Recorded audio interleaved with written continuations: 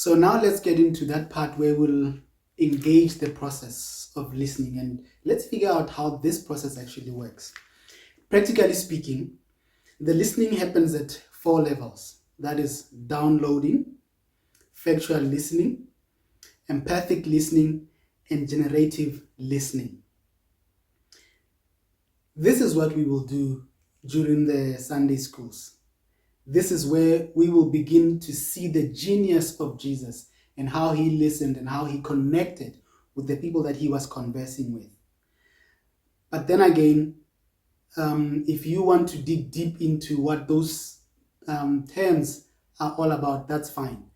What I want us to learn is the way that Jesus did it so that we can do it together. So to do this, we will use John chapter 4, the passage about Jesus being at the well and finding there a Samaritan woman and getting into conversation with her.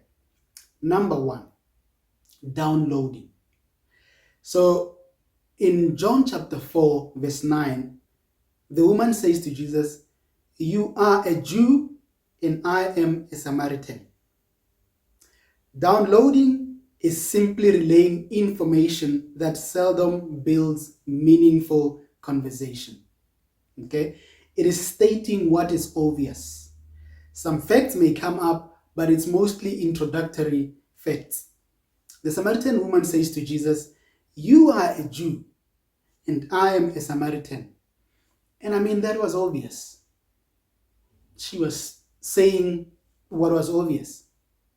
But in those words is the fundamental truth that Samaritans and Jews in those days did not associate. And that was a big deal, and that presented the problem at hand, the problem that they found themselves in.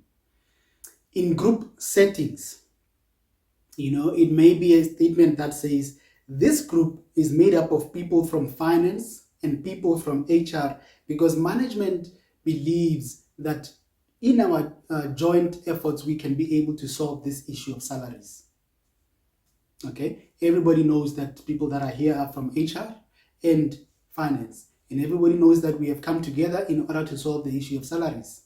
We are stating the obvious. Or this group is so small that we will not be able to get through everything that we have to do in a single day. Okay, everybody can see the group is small, and everybody probably knows that task at hand, and everybody knows that we will need more meetings, but you are stating it, you are putting it out there for people to appreciate. It's probably an icebreaker or an introduction. In terms of one-on-one, it may be, "Thank you for making the time to meet with me." It's obvious. They are here, they made the time to meet with you. But then again, it's stating the obvious. Or before we start, in terms of maybe a couple, a married couple that is having a one-on-one deep conversation, "My love, before we start, I just want to remind you that I love you, I respect you, and I appreciate you." Again, you are stating the obvious, but that also brings in the aspect of, man, this is going to be a serious conversation. But it's factual, it's just downloading.